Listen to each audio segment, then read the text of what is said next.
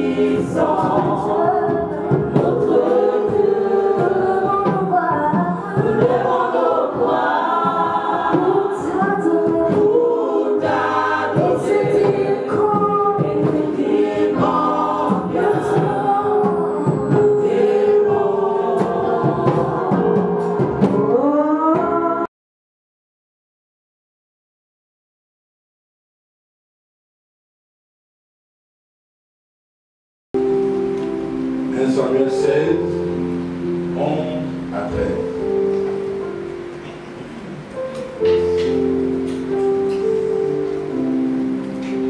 Alléluia. Amen. 1 Samuel chapitre 16, verset 11 à 13.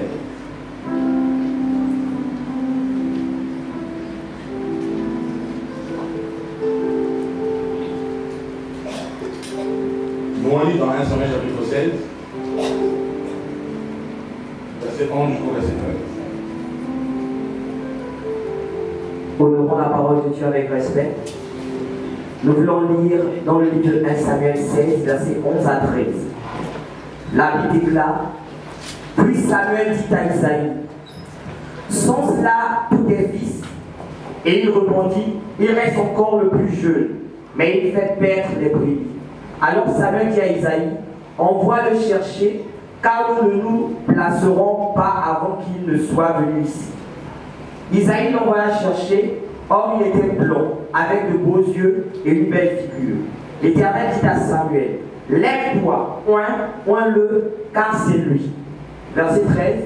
Samuel prit la conduite et loignit au milieu de ses frères. L'Esprit de l'Éternel saisit David à partir de ce jour et dans la suite. Samuel se leva et s'en alla à Rama. Amen. Amen. Amen, amen, amen. Regardez, la sorcellerie a commencé ici. Voici un jeune enfant, le dernier, le plus petit. Il est beau, il est présentable. Mais le père prend le petit, le plus beau, j'ai envie de dire, le plus jeune, et l'envoie en brousse pour perdre les brebis. Et les autres, il l'envoie à l'école. Si ça va la sorcellerie, ça ressemble trop à la sorcellerie. Qui me dit mon ami. Amen. Alléluia. Amen. Et même quand la visite arrive, ou un arrive pour le moment, on veut nommer quelqu'un, on veut poursuivre quelqu'un dans la famille, le père fait passer tout le monde, sauf lui. Bon, si ce n'est pas encore la sorcellerie là, et ce que on va parler, ça va ressembler vraiment à la sorcellerie. Qui me dit mon ami. Amen. Alléluia. C'est-à-dire, on dit on va prendre la famille, lui il pense à tout le monde, c'est même l'invité qui lui dit tu n'as plus d'enfant, sinon pour lui c'est fini. C'est-à-dire pour le père de David, il n'y a plus, c'est fini. Donc c'est pas ici, tu t'es trompé les maisons. C'est parce que le prophète sait que Dieu ne ment pas. Qu'il insiste en lui disant, est-ce que tu es sûr que tu n'as pas un autre enfant? Parce qu'en fait, quand il a le dernier, il va se les derniers, mes 6 enfants qui sont là. Donc il n'y en a plus. Et donc, quand on se rend compte que c'est pas dans la maison, lui-même dans son esprit, le père ne peut pas penser à David. Donc le prophète a dû insister en lui disant, est-ce que tu es sûr? Est-ce qu'il n'y a pas un enfant que tu as oublié quelque part? Est-ce que non? Parce que Dieu ne se trompe pas. Dieu m'a dit c'est ici, mais tous tes fils là, il n'y a aucun d'entre eux. Oh, il a un enfant, hein? Mais pour lui, cet enfant-là, c'est la honte de sa vie.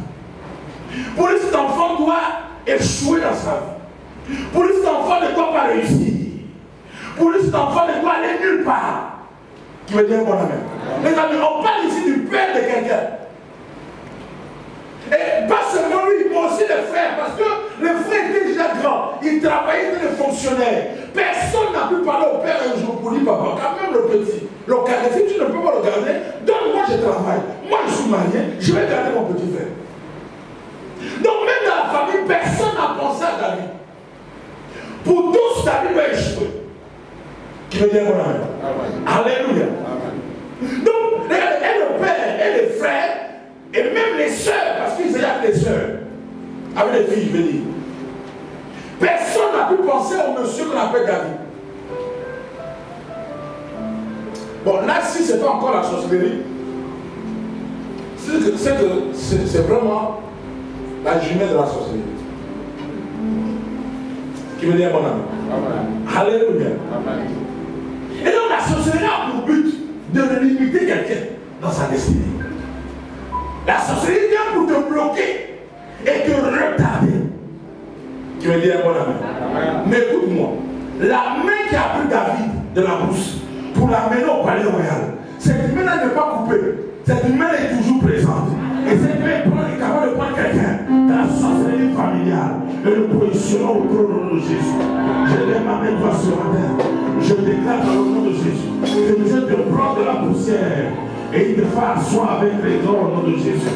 Il te prend dans la sorcellerie familiale. Il te fait asseoir avec les dons au nom de Jésus. Donne-moi un très bon amen. Alléluia. Ce matin, je te parle de deux, sinon trois choses importantes dans le surnaturel. Et je veux que tu me suives attentivement. Amen, amen. Amen. Alors rapidement, le psaume 11, c'est mon texte de base de ce matin. Le psaume 11, verset 2 au verset 3. Suis-moi bien, je vais dire quelque chose de très fort. Je vais aimer ce message. C'est-à-dire que c'est un message que tu ne dois pas aimer, je vais te le faire aimer obligatoire.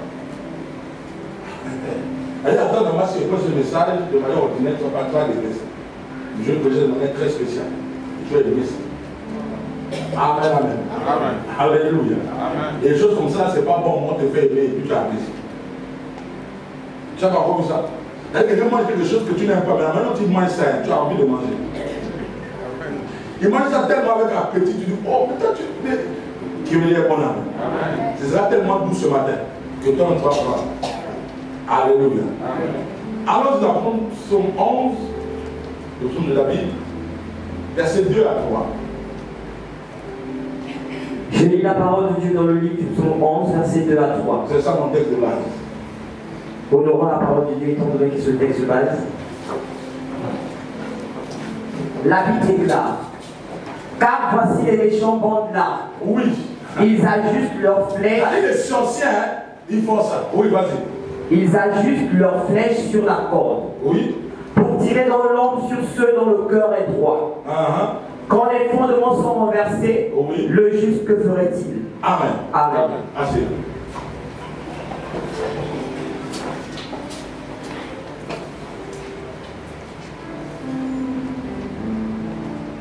Je vais introduire en 5-10 minutes. Je vais analyser en 25 minutes. Et je ne vais pas conclure. Donc, en 35 minutes, je vais finir. Ça ne va pas être conclure. Mais tu vas comprendre que je me sens. Regardez. La malédiction vient lorsque quelqu'un n'arrive pas à faire plus que son père. Amen. Ou s'il fait pire, c'est-à-dire moins que son père. Alléluia. Amen. Parce qu'en réalité, les pères établissent des bases. Dès que nous sommes ici, on n'a pas les mêmes fondements, on n'a pas les mêmes réalités. C'est-à-dire, là où toi tu vis là, tu n'as pas eu les mêmes réalités que ton père. Tu veux dire mon amen? Tu n'as pas eu les mêmes fondements que ton père. C'est-à-dire, à l'époque de ton père, il allait à l'école à des centaines de kilomètres à pied. Mais toi, quand tu nais, tu as d'autres réalités. Où tu peux aller à l'école, mais tu peux pas faire des centaines de kilomètres. L'école est venue vers toi, c'est juste à côté. Ou tu peux aller en voiture. Est-ce que vous voyez? C'est-à-dire, à chaque génération, il y a les fondements et les réalités changent. Quelqu'un me suit? Aujourd'hui, nous avons nos réalités, mais nos enfants n'auront pas les mêmes réalités que nous. Qui veut dire mon amen. Quelqu'un ce matin peut dire, raconter son histoire, je te donne le micro, pour te dire, est-ce que comment tu allais à l'école primaire, tu vas te rendre compte que les réalités que tu avais au moment où tu allais à l'école primaire, tes enfants aujourd'hui n'ont pas les mêmes réalités. Donne-moi mon amen. Alléluia. Donc les fondements changent. Ça change par rapport aux générations, par rapport aux âges aussi ça change. Donc tu peux être sûr qu'aujourd'hui, nous avons ces réalités. Lorsque nous sommes nés, nous autres, il n'y avait pas Internet. Qui veut dire mon amen. Aujourd'hui, on est surpris de rendre compte qu'un enfant de 2 ans à ta maison peut prendre ton téléphone, rentrer dans un paramètre, télécharger même un jeu, il télécharge même un jeu et il joue. Qui veut dire mon amen. On n'a pas les mêmes fondements. Et toi, tu es même surpris parce que tu dis qu'à ton âge, tu ne peux pas faire ça parce que tu n'as même pas ces fondements et ces bases-là. Donne-moi un très bon amen. Alléluia. Donc ça change au fur et à mesure. Et donc écoutez-moi, la bénédiction c'est quand les fondements que le Père établit, l'enfant il arrive, il doit aller au-delà de ces fondements. Il doit aller au-delà de ça. Alors tu es béni. Mais si tu n'arrives pas à faire mieux que ton père, ou tu fais en dessin de ton père à faire, c'est la malédiction. Amen. Et quelqu'un a écrit, a dit, Honte à celui-là qui ne fait pas mieux que son père. Avec la honte, c'est la malédiction. Donc, nous devons aller au-delà de ce que nos pères ont pu faire. Qui me dit à mon ami. Amen. Alléluia. Amen. Tu dois faire mieux que ce que ton père a pu faire dans sa vie. Tu dois aller au-delà. Mais nous savons, aujourd'hui, comme j'ai expliqué, les données changent. Et, écoutez-moi, le diable travaille dans tout ce qu'il fait dans la stratégie de bouleverser les données. De changer les données. Amen, amen. Alléluia. Amen. Tu te souviendras qu'à notre époque, il était difficile de voir quelqu'un mourir. Je te dis la vérité. Même quand il y avait la bagarre, on n'arrivait pas à prendre le couteau et enfoncer à quelqu'un. Mais aujourd'hui, ça devient maintenant. Un enfant peut prendre le couteau, il met à sa mère, il met à son père. Un frère peut prendre la tour de 50 frères, il prend le caillou, il tape la tête sur la tête de l'autre. Donc les choses ont changé. Les fondements ont changé. Les choses ne sont plus pareilles. Quelqu'un me suit qui me dit mon amen. Amen. Alléluia. Amen. Alléluia. Amen. Amen. Amen. Amen.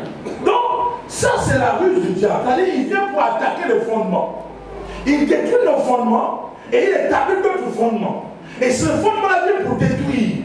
Et la Bible dit, maintenant le juste, quand on détruit ces fondements-là, comment il va faire?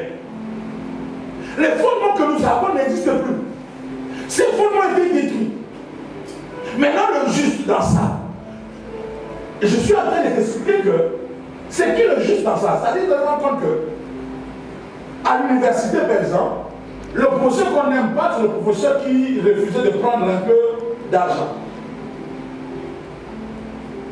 C'est le professeur qui refusait un peu la corruption et puis on dit le professeur est bizarre. Les autres, quand on le voit, tu as manqué, tu as séché le devoir, tu le vois seulement, tu dis même 5 000, les autres plaignent, ils te font le bloc. Mais lui, là, le professeur est bizarre. C'est pas ça? Même au lycée, le professeur qu'on n'aime pas, c'est le professeur qui ne veut pas négocier avec l'élève. Mais le bon professeur, c'est celui-là, quand tu arrives, il te dit, bon, tu veux, bon, écoute, je te fais le rattrapage, bon, non, lui, là, on l'aime. Mais celui qui veut respecter la règle là, lui, on dit, il n'est pas bon. Tu me dis, mon ami? Alléluia. Amen. Et c'est ça le juste, en fait. C'est-à-dire, le professeur qu'on estime qu'il est bizarre, c'est parce qu'il ne fait pas comme nous on veut. Et les élèves ne l'aiment pas, les étudiants ne l'aiment pas. On trouve qu'il est trop bizarre. Tu me dis, mon ami? Le professeur qui dit que le cours commence à 7h30, si moi je rentre à 7h30 et tu rentres à 7h32, tu ne rentres pas. On dit c'est trop bizarre, j'ai l'impression d'être trop bizarre. Mais celui qui te dit le cours commence à 7h30, tu peux venir à 8h45, tu vas rentrer, lui c'est un bon professeur. Donne-moi un bon ami. Alléluia. Amen. Donc c'est dans ce contexte que la Bible dit, si les fondements sont renversés, le juste là, qu'est-ce que lui va faire maintenant? Je prends un deuxième exemple pour t'expliquer. C'est que nous sommes comme dans notre pays, le Gabon aujourd'hui, l'homosexualité est légalisée. Qui me dit à mon ami. Maintenant, dans ces conditions, dans cette vie-là, comment le jeune doit s'en sortir lorsqu'on lui impose qu'un homme peut épouser notre homme? Et le juste dans ça. Comment il va faire? Donc, il n'a pas le choix que de se retrouver assis avec un couple homme-homme dans un bus. C'est un couple qui est là. Mais vous prenez le même bus, le même taxi. Qu'est-ce que tu fais là? Parce que les fondements sont comment? Quelqu'un me suit? Alléluia. Et donc le diable aussi dans l'église, ce texte-là concerne l'église, il vient renverser les fondements pendant dans l'église même. Parce que écoutez-moi très bien. Dans l'église, même le sorcier qui est dans l'église, quand on dit amen, lui aussi dit amen. Amen. Tu veux dire mon ami? Quand on dit feu, lui aussi il envoie le feu. Quand on dit je veux dire personne vous venez sceller, le sorcier se lève avec l'église, il vient sceller. Donne-moi le témoin. Donc c'est renversé, mais le juste maintenant dans tout ça, qu'est-ce qu'il va faire? C'est ça la problématique. Comment il va s'en sortir? Avec tout ce mélange, tout le monde est confondu, sachant que quelqu'un dans la salle peut bloquer la mission de tout le monde. seulement il engloutit toute la salle et vous tous avez sommeil. Amen. Qui me dit voilà. Maintenant, dans ce contexte, la Bible dit, le juste que fera-t-il? Toi, tu n'es pas sorcier. Tu es venu adorer Dieu. Voilà comment quelqu'un amène la lourdeur dans toute la salle. Et à cause de lui, tu passes à côté de ta bénédiction. C'est de ça qu'il s'agit ici. La Bible dit le juste, que fera-t-il? Alors je vais te donner 2 sinon 3 choses pour te montrer la solution et t'expliquer comment le diable fonctionne dans l'église pour renverser les fondements. Et si on a le temps, je reviendrai au verset 2 pour t'expliquer maintenant le méchant qui est dans l'ombre, qui se cache, qui bande son arc et qui lance une flèche. Qui me dit bon amen. La première chose que Satan attaque dans l'église, la première chose que Satan veut détruire dans l'église, renverser le fondement parce que ça fait partie des fondements de l'église. La première chose, c'est la manière dont nous adhérons à l'église. Suis-moi bien. Ça va devenir intéressant à parler là. La manière dont nous adhérons à l'église, sinon on appelle la nouvelle naissance. L'église est devenue un milieu où les gens adhèrent. Mais la nouvelle naissance n'existe plus. Donne-moi un très bon amen. Alléluia. La nouvelle naissance n'existe plus. C'est-à-dire la conversion a disparu. On a des sympathisants. Mais on n'a pas des gens nés de nouveau. On n'a pas de convertis. Alléluia.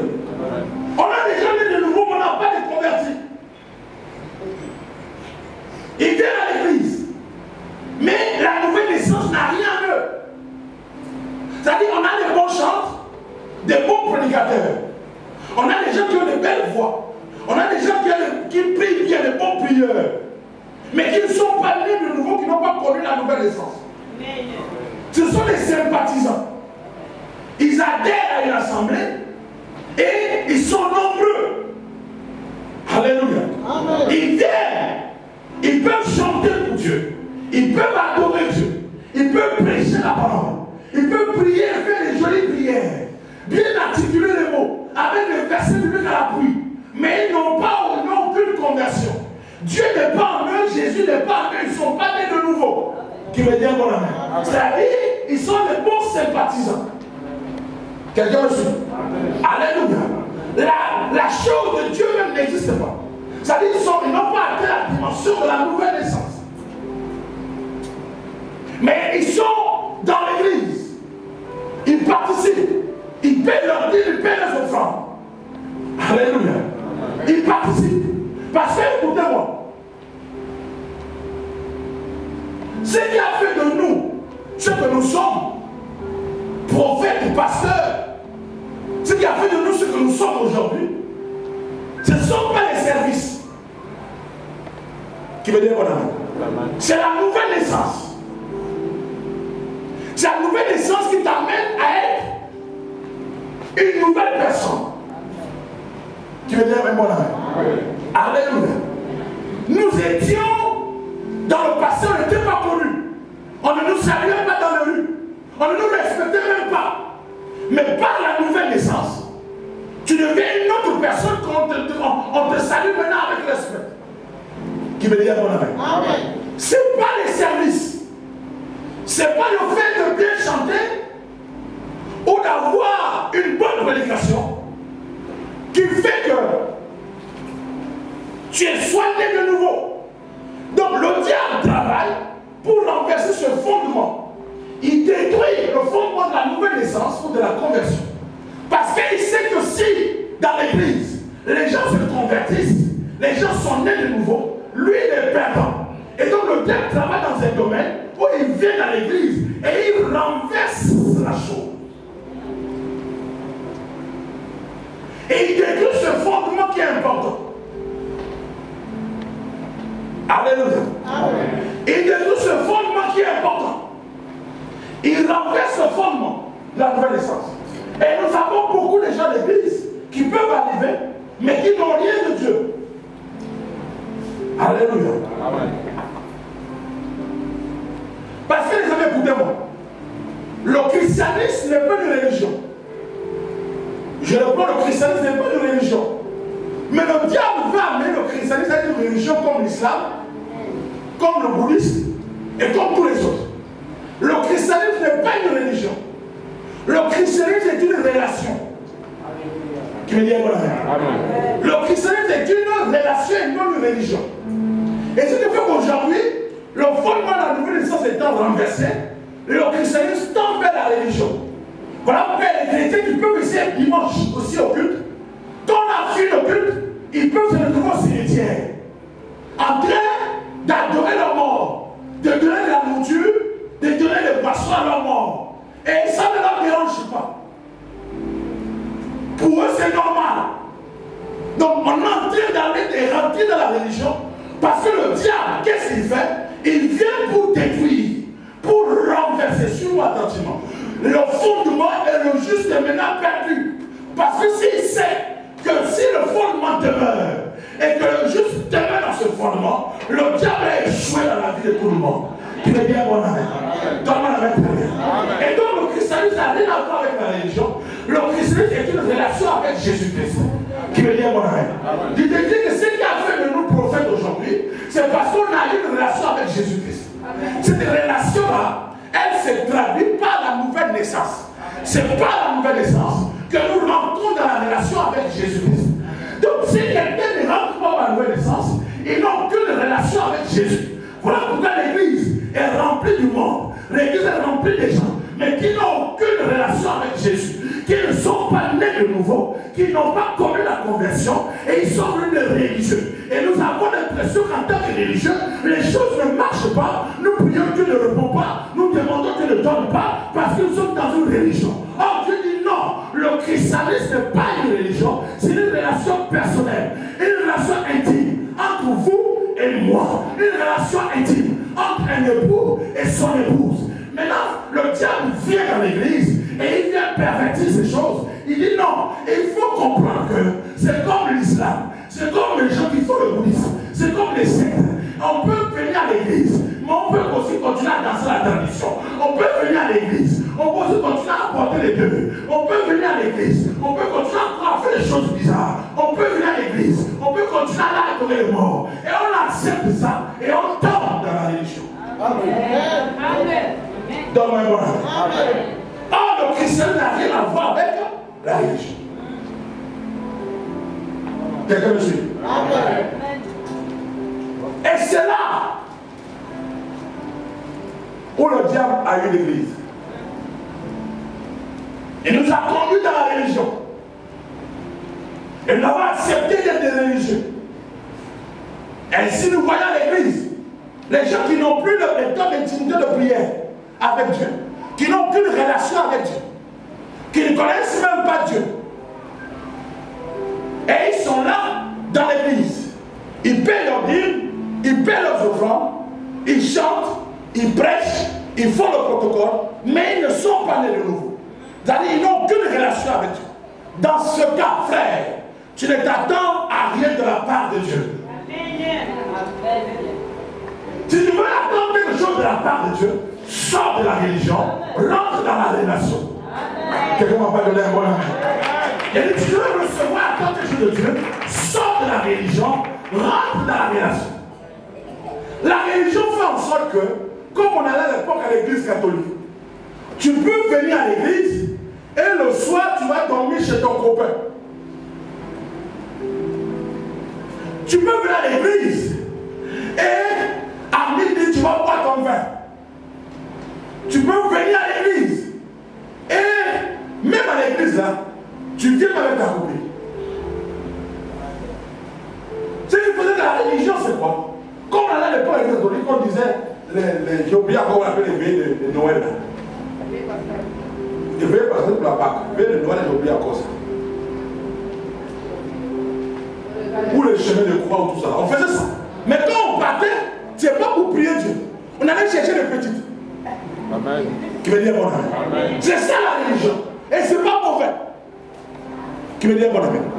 La religion faisait que tu peux passer tout le samedi, tu es roulé, et tu sors de la boîte de nuit à 7h. Il dit 7h. Et pendant que tu passes à 7 heures devant l'église Saint-Pierre, oh, l'église a commencé, tu rentres, tu t'assois avec le vin et le dos de la cigarette. Et quand le prêtre dit venez, tu viens pour la communion, tu mets dans la bouche, tu sors.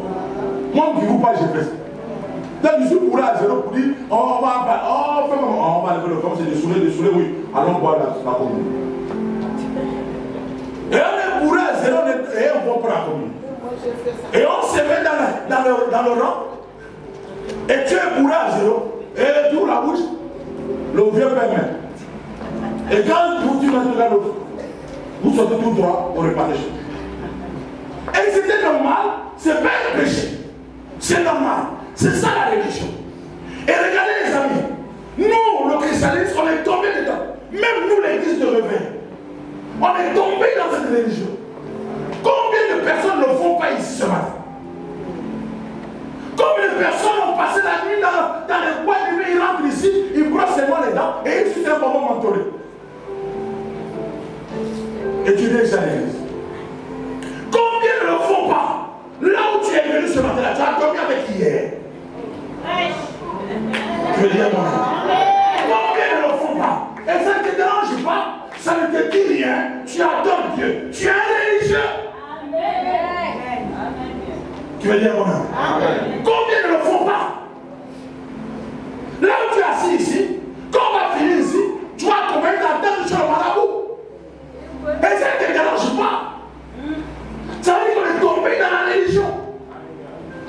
Mais si on est des religieux, on n'est plus des chrétiens. Parce que le christianisme n'est pas une religion. Si on est des chrétiens, on doit comprendre que le chrétien doit vivre une relation personnelle avec le Maître Jésus-Christ. Donne-moi un très bon amen. Alléluia. Et l'église est tombée dans ce piège. Ça, c'est un fondement de l'église que Satan a renversé. Ce qui fait la faute de l'église, c'est la relation que nous avons avec Jésus-Christ de Nazareth. C'est une relation personnelle, une relation intime, qui nous permet de parler avec Dieu, et Dieu nous révèle les choses cachées, et nous avançons avec lui. Pourquoi on ne voit pas la main de Dieu? Parce qu'on est tombé dans la religion. Et les chrétiens ont aimé et aiment la religion. Parce que la religion n'a pas de contraintes.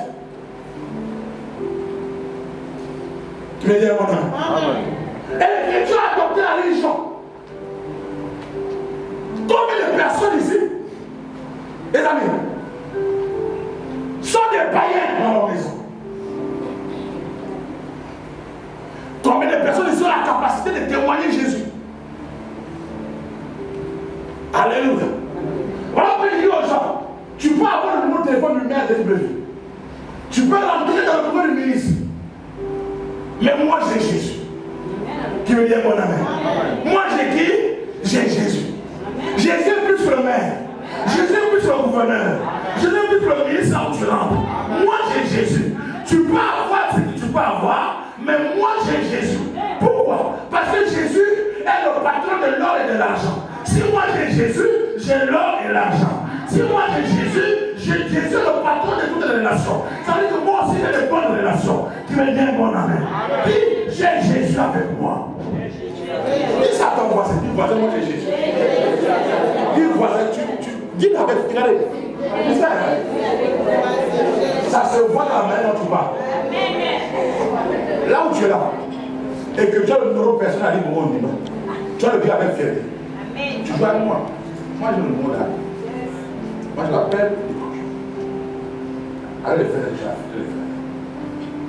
Mais Jésus plus qu'à dire mon numéro. Mais ça vous voyez c'est intéressant. Mais beaucoup ne le réalisent pas, ne l'appliquent pas. Parce que nous sommes tombés dans la religion. Aujourd'hui, il est préférable pour toi d'avoir un répertoire avec le grand nom de titre que d'avoir Jésus dans ta vie. On peut avoir des relations, et c'est pendant ces relations que d'avoir la relation la plus importante qu'est Jésus. Tu veux dire mon ami? Oh les amis, je suis fier de dire aux gens que j'ai Jésus. C'était que Paul, plutôt Pierre et Jean ont dit en politique, rappelez-vous le texte qu'on lit depuis mercredi. Ils ont dit, nous n'avons ni or ni argent à te donner, mais ce que nous avons, c'est que j'ai. La relation que j'ai, c'est Jésus. Jésus, c'est la guérison. Qu'est-ce que tu cherches dans une relation? Jésus a ça. Qu'est-ce que tu cherches dans une relation? Tu veux t'amener à Christ, pourquoi? Tu veux t'amener au jeu de temps, pourquoi? Mais Jésus a tout ça. Amen. Jésus est la meilleure des relations que tu peux avoir sur la terre. Tu veux dire bon amen? Jésus est la meilleure des relations que tu peux avoir sur la terre, frère. Je te dis la vérité. Sois fier d'appartenir à Jésus-Christ.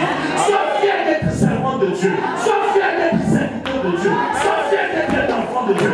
Sois fier d'avoir une relation personnelle avec ton papa qui est là. Sois fier de ça. La meilleure chose pour toi, c'est d'avoir Jésus pour toi. Tu veux dire bon amen? Oh non, et toute relation terrestre ne peut rien t'apporter. Mais Jésus seul est capable d'apporter et le bien terrestre et le bien céleste. Il faut avoir une relation avec Jésus. Voilà le contact qu'il te faut. Voilà l'amitié qu'il te faut. Voilà le numéro qu'il te faut. C'est Jésus qui est le Nazareth. Quelqu'un veut dire bon amen? Est-ce qu'il y a des gens qui sont fiers de Jésus pour les mettre fort? Alléluia. Amen. Soyons fiers d'appartenir à Jésus. C'est la meilleure des relations. Je vais dire la vérité. Mais combien de gens aujourd'hui n'ont pas. C'est beau quand je dis ça et tu dis amen. Mais dans ta vie de tous les jours, est-ce que tu réalises que Jésus est meilleur que le numéro du ministre? Est-ce que tu réalises que Jésus est meilleur que le numéro du premier ministre? Et dans ta vie de tous les jours, tu es fier lorsque tu marches, lorsque tu es à pied et de savoir que Jésus est en toi. Est-ce que tu es fier de ça? De dire, moi j'appartiens à Jésus. De dire que moi j'appartiens au Christ. C'est là où l'église est tombée, les amis. C'est là où l'église est tombée dans la religion. On a coupé la relation avec le Christ. On n'a plus de relation avec lui. Et nous venons à l'église. Tous les jours. Or, le christianisme marche, écoute-moi très bien. Ça marche, ça dit les choses, les promesses qui viennent d'ici. Dans toute la Bible, ça fonctionne lorsqu'on a une relation avec Dieu. Donc, ça veut dire arrête de prendre des textes ici et faire ça de prétexte pour perdre la foi.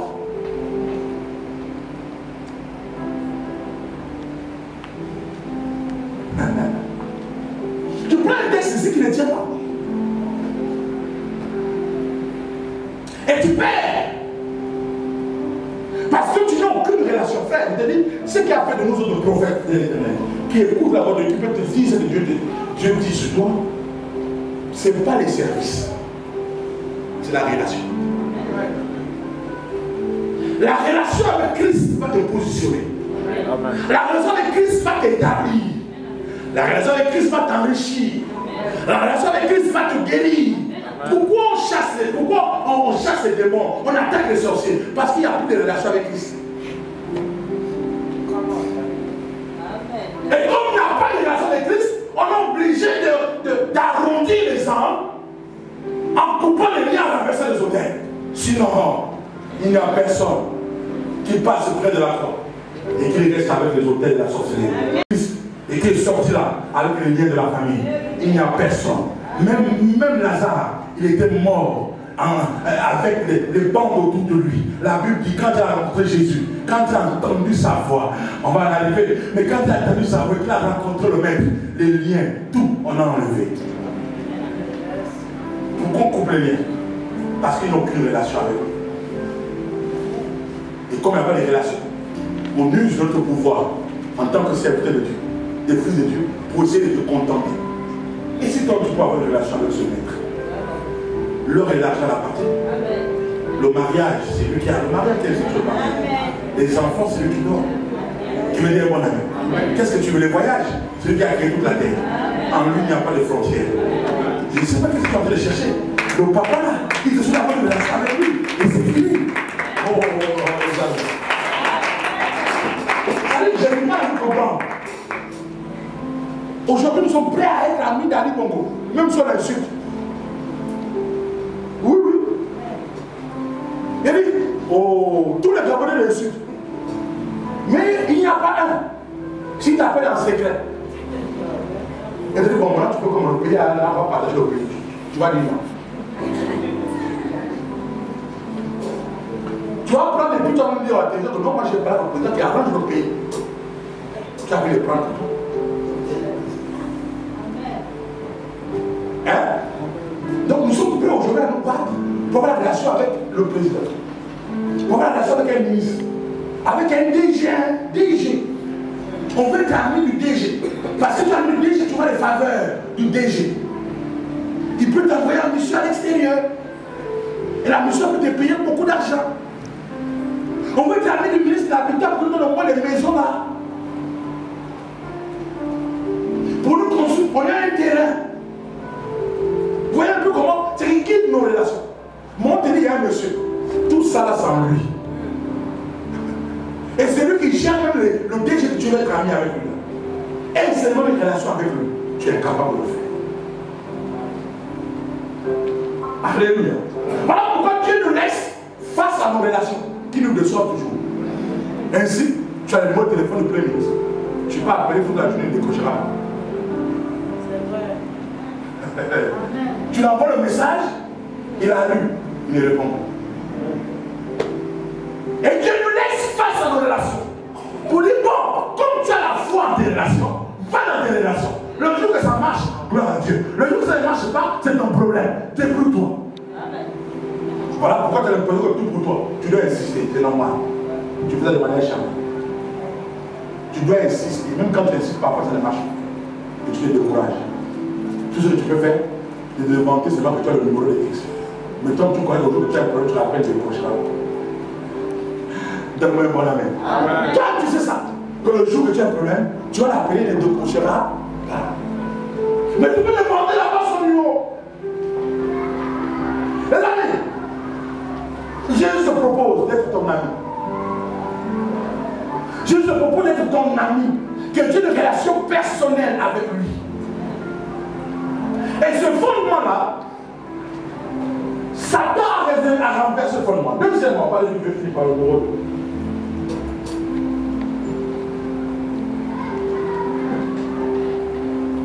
Deuxième fondement que le diable a renversé, c'est ce qu'il appelle le message. Le message.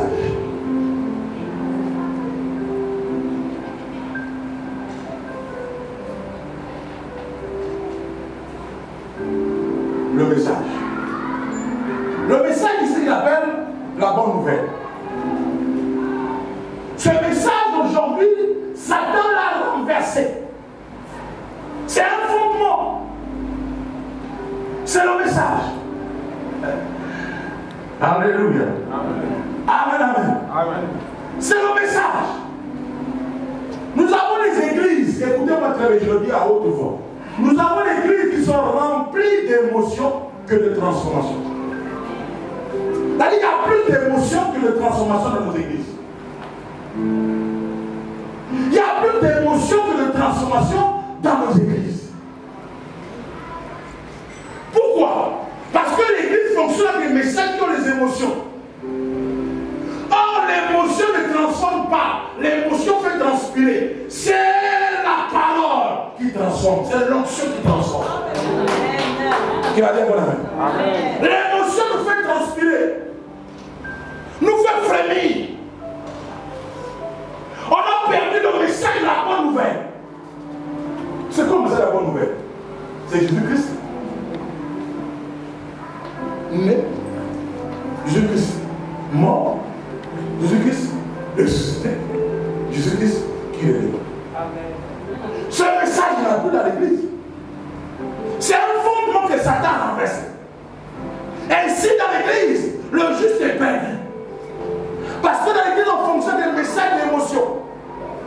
Il faut révéler les émotions aux gens. Mais frère, les émotions ne transforment pas. On est plus dans les émotions que dans la transformation. C'est l'onction qui transforme. C'est l'onction qui change les vies. Mais nous sommes rentrés dans les messages d'émotion où on veut te donner la sensation qu'il y a quelque chose de bon qui va se passer. Et on aime ça. La preuve, c'est que nous sommes de prêcher un message qui transforme les vies au ce matin. Vous avez vu que le je prêche, il n'y a pas d'émotion. Quand les émotions, vous voulez, pour courir, pour s'aider, ça sont les émotions. Et l'église a un message. L'église est rentrée dans les messages d'émotion. Il faut créer l'émotion aux gens. Il faut amener la sensation. des sensations fortes. Ils aiment ça. On monte au niveau et on commence à faire des déclarations extraordinaires. Et l'église est tombée dans ça. Mais écoutez-moi, c'est une ruse de Satan pour détruire le fondement du christianisme. Le message. On ne prêche tout ce genre de message quand tu prêches, ça ne passe pas. On va te dire que ce n'est pas la mode. Oh, la grâce, la parole de Dieu ne vieillit jamais. Elle est la même. Elle ne change pas et toute actualité. Maintenant, qu'est-ce qui t'amène à te dire que ce message n'est pas l'amour? Parce qu'on veut les émotions. On veut les déclarations. Quelqu'un va être roi au nom de Jésus. Je vois une couronne qui descend sur toi. Une couronne royale en or. Je vois un manteau de gloire qui vient. Je vois comment tu es en train de prendre après ce que demain va te mettre là-haut. Et ça révèle nos émotions. Et on commence à transpirer. Amen, amen, papa. Amen, amen, papa. Mais après qu'on finit ça, ta vie ne se transforme pas. C'est toujours la même chose. L'émotion fait quoi? Transpirer. Et on transpire. On peut s'enrouler même au sol. Sous émotion. On peut crier amen. Le début que tu cries amen, ça fait 25 ans. Ta vie est toujours la même. Pourquoi? Tu fonctionnes avec les émotions. Frère, laisse l'onction te transformer. Laisse ta parole te transformer. C'est dans la parole, dans l'onction qu'il y a la transformation. Pas dans les émotions. Aujourd'hui, ne prêche plus ça. Jésus-Christ est ressuscité. Oh les amis, si tu dis que Jésus-Christ est ressuscité, ça veut dire que les liens de ta famille sont brisés. Amen. Tu n'as pas compris? Amen. Si tu dis que Jésus est ressuscité, ça veut dire que la pauvreté n'a plus sa place en toi. Si tu dis que Jésus... Oh. C'est parce qu'on ne connaît pas ça, on ne vit pas ça. Sinon Jésus est ressuscité, la mort n'a plus sa place sur toi. Parce que Jésus a vaincu la mort à la croix de Golgotha. Satan a été vaincu là. Écoutez-moi, la croix de Golgotha est un fil d'horreur pour Satan. Il ne supporte pas ça. Alléluia. Donc si quelqu'un rentre dans le message de la croix de la résurrection, il est délivré des liens de famille, il est délivré de la sorcellerie familiale, parce qu'à la croix, le maître s'est crié, tout est accompli. Amen. Alléluia. Amen. Mais c'est parce que ce message de la croix ne le montre pas, les amis. Et regardez, quand Jésus a commencé à prêcher, Matthieu chapitre 4, verset 17, la Bible dit, dès ce moment, Jésus commença à prêcher et à dire, répandez-vous. Car le royaume de Dieu est proche. Il n'a pas dit dès ce moment le riche, le pauvre devient riche. Il n'a pas dit que le malade soit guéri. Il a dit maintenant, peu importe ton état, répands-toi. Pourquoi? Parce que le royaume de Dieu est en train de venir. Changer de mode de vie. Revenez au monde que Dieu a donné. Métanoïa. Changer. Le message, c'est pas que je viens de dire métanoïa comme je viens de parler là en grec. Ça, je te donne une connaissance scientifique. Mais ça ne te transforme pas. Quand je viens de dire oh, prospolos, ça ne te transforme pas. Hein? Quand je te dis cabor, ça ne te transforme pas. Tu n'as qu'une connaissance scientifique de ça. C'est pas ça le message. La bonne nouvelle qui va être prêchée. Oh, mais regardez, qu'est-ce que la bonne nouvelle dit dans chapitre 15? Il dit si Christ n'était pas ressuscité, ma prédication sera quoi? Vaine. Mais il ne s'arrête pas là. Il dit votre foi aussi sera quoi? Vaine. Donc c'est possible d'avoir une foi vaine sans écouter le message vain. Amen. Voilà pourquoi ta foi ne produit pas. Parce que ta foi est basée sur des choses vaines. Et donc tu as une foi vaine. Tu écoutes les messages et continues. Ça va t'amener où? Les messages humanistes.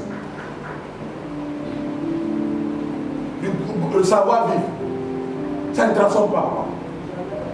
Ça ne transforme pas les vies. Je te dis la vérité. C'est Christ seul qui transforme la vie. Amen. C'est le message de la bonne nouvelle qui transforme les vies, qui transforme les destinées. C'est le message de la bonne nouvelle, les amis. Le diable nous a amené à écouter autre chose. Ce qui nous fait plaisir. désir, les sensations, notre âme aime ça. Oh, il faut désirer, il faut chercher les désirs de l'esprit, non les désirs de l'âme. Notre âme aime ça. Lorsqu'on nous dit que, et je voulais faire la démonstration aussi une fois, lorsqu'on dit que demain sera meilleur qu'aujourd'hui, notre âme aime ça. Mais écoute-moi, combien de fois tu écoutes demain? Regardez, c'est comme si, vous voyez le message qu'on envoie souvent dans les réseaux sociaux, sur Facebook. Tape Amen et tu auras une bonne nouvelle aujourd'hui. Amen. Écris Amen très bien et partage à 10 personnes. Demain tu as 1 milliard. Maman, si c'est ça, on reste à la maison, on ne pas faire les temps. On s'assure, c'est bon, on attend ça. Ah, je t'en parle, tu as encore 10.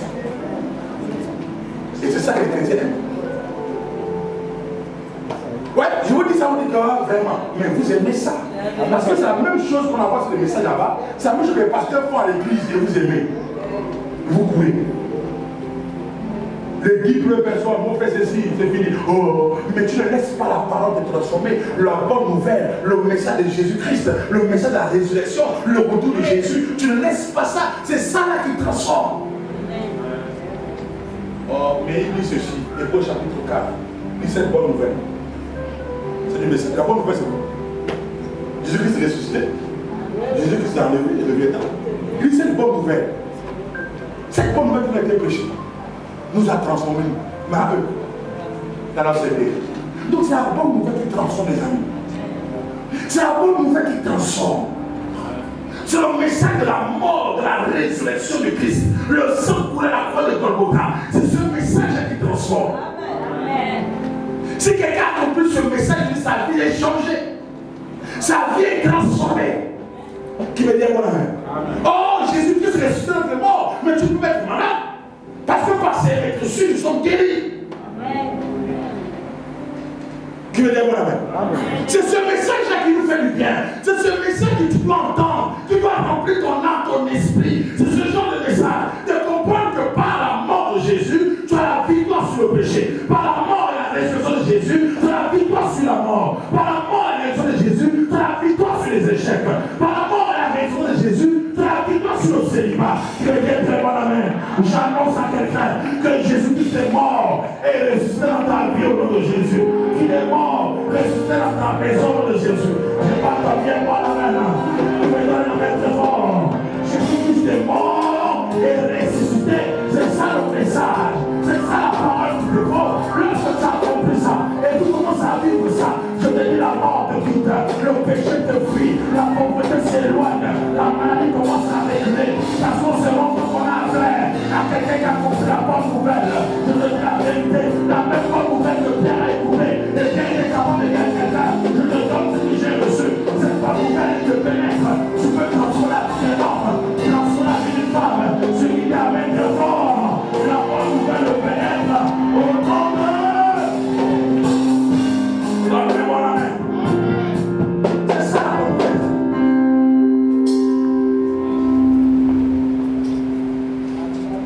Quand on ne trompe pas. C'est ça le surnaturel. Le surnaturel, c'est de comprendre la mort et la résurrection de Christ. C'est de commencer à vivre ça. Tu veux dire mon âme? Amen. Alléluia. Amen. Parce qu'il dit que tout ne s'est pas compris, sera comme son maître. Tu veux dire mon âme? Amen. Et si on a compris ça, c'est fini. On commence à vivre maintenant.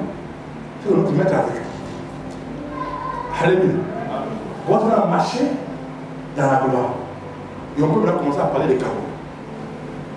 Les carottes signifient la gloire, dans la dimension du poids, la gloire qui pèse, qui donne la valeur. Qui veut dire quoi? Alléluia. On peut parler des carottes. On peut parler de toxa. Et ça, tout ça, c'est le mot. Mais qui ne voit pas la gloire qui pèse? Tu vois comment toxa, qui est la gloire de l'éclat. Amen. Les amis, pourquoi les choses ne marchent pas dans ta vie?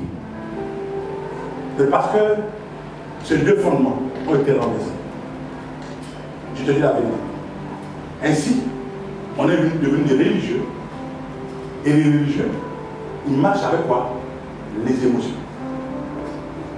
Et on aime les messages qui réveillent les émotions. Et on fonctionne avec ça. Et qu'est-ce qui s'est passé? Le diable est venu augmenter encore la prophétie. Je dis bien le diable, je ne dis pas Dieu, le diable. Dieu a donné la prophétie, Dieu a donné encore augmenter la prophétie. Parce qu'il n'y a pas autre chose qui crée les émotions comme la prophétie. La prophétie révèle les émotions. Tu me dis bon amen. Alléluia. Les émotions, hein, ce n'est pas l'onction. Nous tous, même quand on était parlé dans la notion des émotions. Tous. Donc ça ne supprime pas les émotions. Amen, amen. Avant de devenir chrétien, je vais écouter Céline Dion. Il y a des cris quand Céline Dion poussait à l'époque les cassettes audio là. Quand elle pousse ses cris, j'avais le frisson. Elle a l'onction? Non. Elle révèle les émotions par sa voix. Et tu ressens des sensations sur moi. Tu me dis à mon ami. Il y a des chants qu'on a écoutés ici. Pendant la mort du défunt président. Les chants, quand tu écoutes, tu comprends pas ce qu'on dit dedans, tu as envie de pleurer. Parce que ceux qui chantent pleurent aussi. Et tu as envie de pleurer avec son cœur. Mais qu'est-ce qui te fait pleurer? Les émotions. Amen. C'est pas l'onction qu'ils ont. Amen. Amen. Les émotions peuvent te faire pleurer, peuvent te faire entrer en grâce. Les émotions. C'est pas l'onction. Mais depuis que tu as pleuré, est-ce qu'il y a un moment où il est venu? Parce que les émotions ne transforment pas. Ça te fait transpirer et après tu es fatigué. Mais l'onction seule peut transformer. Je te dis la vérité. J'ai vu les gens adorer Dieu. L'onction des salut. Le mort est revenu à la vie. Tu me dis voilà. Si les émotions revenaient avec l'onction, il y a les morts, les gens qui sont morts chez nous là-bas. Chez nous là-bas, quand on pleure, tu as un pitié. Les gens, quand ils pleurent, ils vont rappeler la vie de quelqu'un. C'est-à-dire que même toi qui es assis, tu même quand tu es mort, tu vas pleurer toi monsieur. Parce qu'il va rappeler la vie de quelqu'un, mais dans des manières avec des métaphores, des choses bizarres, comme ça, bien habillées, et il pleure. Tu dis que là, il pleure là vraiment. Si c'est de l'onction, le mort, il veut le susciter. Les émotions ne font rien. Je te dis la vérité. Les émotions ne font rien. C'est l'onction qui transforme. C'est l'onction qui fait la différence. Tu me dis à moi? Chrétien, arrête d'être chrétien des émotions. Cherche l'onction de Dieu. L'onction de tout dans sa parole, dans son message, dans la bonne nouvelle. Oh, je te dis, Paul a dit ceci, que si Christ n'était pas ressuscité, ma prédication, il dit ma prédication serait vaine. C'est-à-dire que ma prédication, c'est des prêches là, c'est des conneries. Si Christ n'était pas ressuscité, c'est-à-dire que c'est des conneries, c'est le mensonge. Si Christ n'était pas ressuscité, et il va plus loin, il dit votre foi aussi en Christ là, serait un mensonge. Donc c'est possible. Dans ce verset, Paul nous montre que c'est possible d'avoir une foi mensongère. Là, ta foi te ment. Là, tu as la foi que demain tu vas te marier et tu te maries. Tu as une foi mensongère. Là, tu as la foi que demain tu auras l'argent et l'argent ne vient pas. Ta foi te ment. La foi ne ment pas. Mais il y a des fois vaines. C'est pas moi qui le dis, l'apôtre Paul l'explique. Donc c'est possible, frère, d'avoir une foi vaine. Oh, beaucoup de chrétiens ont des foi vaines. La foi qui ne produit rien. Et tu as la foi toujours. Tu as la foi. Ce qui te donne d'espérer, c'est quand tu as vu aujourd'hui. Mais comme ta foi, tu reposes sur quoi? Sur un message vain des émotions. Un message vain des émotions, c'est juste ça que ta foi se repose. Ainsi, ta foi ne produit rien. Qui me dit un bon nom? Amen. Regardez, Naaman. Je crois 1 roi chapitre 5, 2 roi chapitre 2 roi 5. 2 roi chapitre 5. Naaman a rencontré le prophète Élisée. Élisée envoie par Géasi dire à Naaman que va se jeter au Jourdain. Cette fois, la lèpre partira. Hein? Naaman, il a refusé. Pourquoi? Naaman avait la foi mais une foi vaine. Il a écouté sa servante lui dire, si tu vas chez mon prophète, et que mon prophète te touche, tu seras guéri. Donc ce message des émotions, il a compris que c'est quand il va me toucher que je serai guéri. Et quand il arrive, le prophète ne le touche pas. Le prophète lui dit que tu es guéri. Il ne croit pas. Il le parle avec sa langue. En chemin, quelqu'un lui dit, mais maître, pourquoi tu veux ce qui est compliqué? Si tu avais dit que, oh, amène-moi 6 milliards, 850 millions avec 3000 voitures, tu vas amener ça. Mais ça, c'est compliqué à trouver. Donc, on a dit que j'ai tellement pas dans l'autre cette fois. Et tu es guéri. Mais tu le fais ça. Le papa répond. Il dit, moi, je pensais que ma foi m'avait dit que le prophète sortira. Il va me voir. Il passera sa main sur moi et je serai guéri.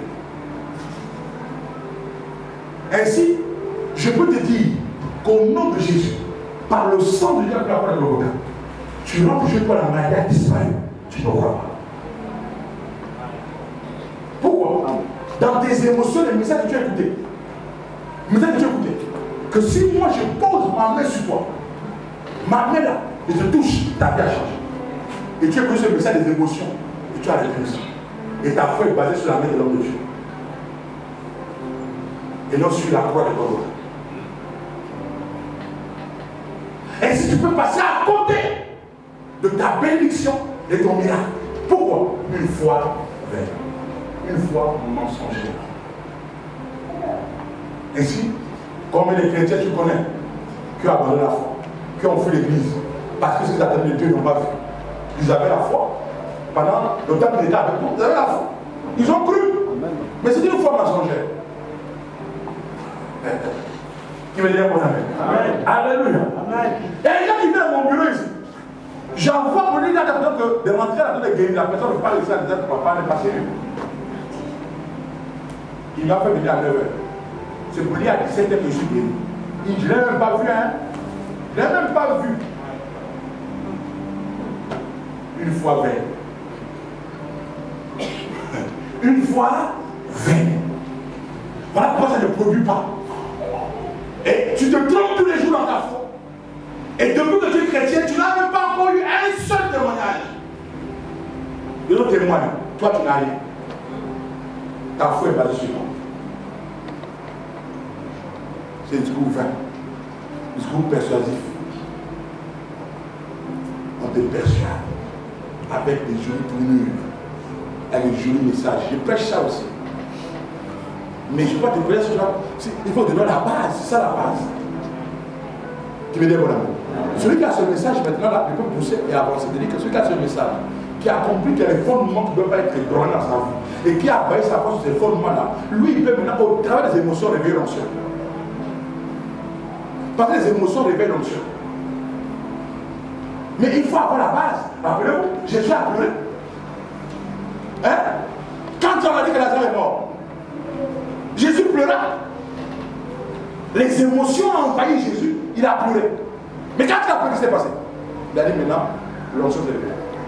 Pourquoi? Parce que c'est lui-même le christianisme. C'est lui-même la parole.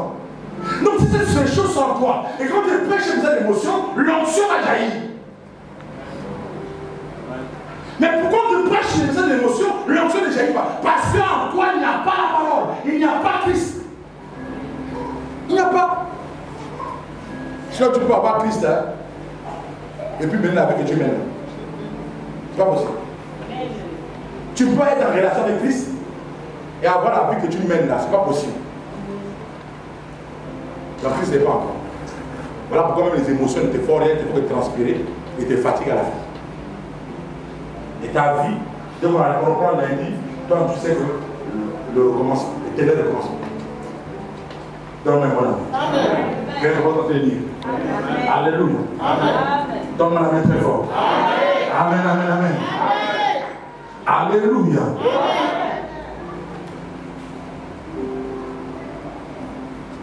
Donc Satan a compris qu'il a échoué. Satan a compris qu'à la croix de Golgotha, il a perdu le combat. Il le sait. Je t'ai dit que la croix de Golgotha, c'est un film d'horreur de Satan. Il n'aime pas regarder ça. Quand tu rappelles ça au diable, il te fuit.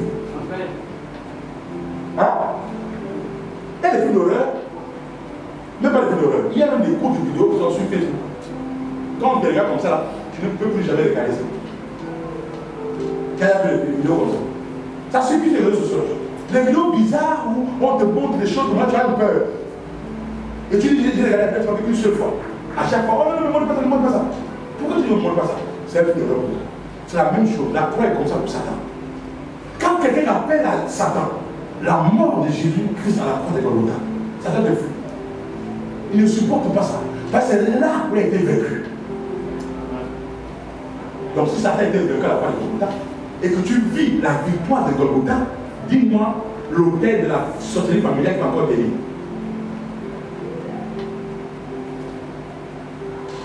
Si tu arrives là à la croix de Golgotha et tu commences à vivre le mystère de la croix de Golgotha, dis-moi. Ça veut dire qu'à chanter, je n'ai jamais vu un homme qui passe près de la croix et rester le même. Quelque chose va se passer. Les amis, ce n'est pas une chanson, c'est une vérité. Il dit, je n'ai jamais vu un homme. Sauf que tu n'es pas un homme. Mais il n'y a pas d'homme. C'est lui qui passe près de la croix. Il dit qu'il passe. Mais Jean me dit qu'il s'arrête à la croix. Lui il a dit qu'il passe. Moi je me dis qu'il s'arrête à la croix de Golgotha. Et qu'il comprend le message de la croix de Golgotha. Et tu restes le même. Célibataire, malade, chômeur, pauvre. Ça n'existe pas. Ça n'existe pas. Tu veux dire mon ami? Et donc les amis, écoute ma très bien, ouvre tes oreilles. Donc sérieusement, le problème se situe sur le fait que nous ne sommes pas dans le bon message. Si c'est vrai qu'aucun homme peut passer près de la croix, on ne s'arrête à la croix et être le même, c'est le mauvais message. Parce que je t'apprends une chose que tu connais, que même les soldats, les officiers romains, qui ont tué le Christ à la croix de Golgotha, ils ont répandu. Eux qui ont trouvé le maître, eux-mêmes, ils ont dit, ah, certainement, cet homme est fils de Dieu. Personne ne peut s'arrêter à la croix et rester comme Dieu. On a envoyé la croix pour trouver Jésus le plus meurtrier, les sorciers, les gens qui ont le cœur noir. C'est eux qu'on a choisi. Mais c'est le même gars. Au départ, il riait. Vers la fin, il a commencé à pleurer. On dit certainement on a tué le fils de Dieu. On est dans le problème. Près de la croix. Et reste le même. Ça n'existe pas. Donc, si tu viens à l'église tous les jours et que tu es le même, tu n'es pas par la croix. Amen. Ou bien? Amen. Non, si le temps non, il va se tromper, et on va réanalyser. C'est que si on vient à l'église, soit disons on vient chez Dieu, et met ça en griffe. Quand on vient de la parole de Dieu, la parole de Dieu c'est la croix qui dit que le christianisme, c'est sa mort, c'est ça le message. Et que tous les jours de notre vie est la même. C'est qu'on n'est pas à la croix, on est ailleurs. On est ailleurs. On est ailleurs, les amis. Frère, Jean te dit, aie une relation avec le Christ. Aie une relation sincère avec lui. Allez chercher. Maintenant, tu te bats plutôt pour demander des audiences. Pour raconter X, Y. Pas de la même manière aussi. Pour chercher l'audience auprès de Christ. Maintenant, tu te bats pour être ami à Y, à Z. Je te dis la vérité, pas de la même manière. Pour être ami à Christ. C'est la meilleure des relations. C'est le meilleur piston qui est sur la terre. Qui veut dire mon ami? C'est le meilleur piston qui est sur la terre. Christ en toi, l'espérance de la gloire. Or, l'espérance ne périt point. Et pourquoi tu perds espoir? Analysons ce verset. Christ en nous, l'espérance de la gloire. Or, l'espérance. Pourquoi tu perds espoir? Parce que Christ n'est pas en toi. Parce que Christ en toi, tu ne pourras jamais perdre d'espoir. Ou bien, parce que Christ n'est pas en toi. Si Christ est en moi, je ne perds pas espoir. Et si je ne perds pas espoir et que l'espoir en moi, et que l'espoir ne périt point, alors je ne quitterai jamais ma place. Je serai toujours là. Car j'ai Christ en moi, c'est l'espérance de la mort. Ce matin, je vais dire à quelqu'un vraiment d'être amené à Christ. Et que si ces deux fondements-là sont ébranlés dans l'église, et le juste, que fera-t-il? C'est-à-dire celui qui est juste avec Dieu, il devient quoi? Le mauvais. C'est pas ça. Je suis en train de finir mon introduction, mon développement. Et il dit, si ces deux fondements, il y en a trois, je vais te donner deux. Si ces deux fondements sont ébranlés dans l'église, le juste qui est dans l'église, qu'est-ce qu'il fera? Il deviendra le mauvais. Comme le professeur qui dit que le cours commence à 7h30, tu viens à 7h32, tu ne rentres pas. Et parce que l'autre devait rentrer à 8h45, lui il devient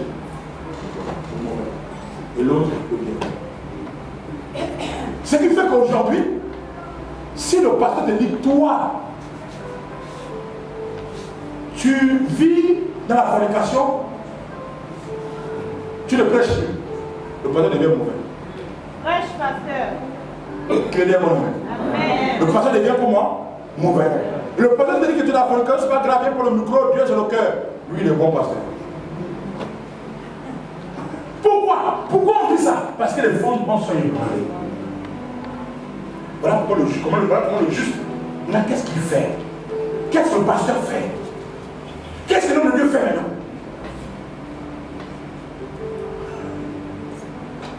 Qu'est-ce qu'il fait? Les amis, revenons à l'essentiel. Sinon, regardez, vous mettez le juste dans les difficultés. Il devient le mauvais pasteur, il ne prêche pas. Regardez aujourd'hui, moi j'ai bien prêché. Moi je ne vais pas bien prêcher.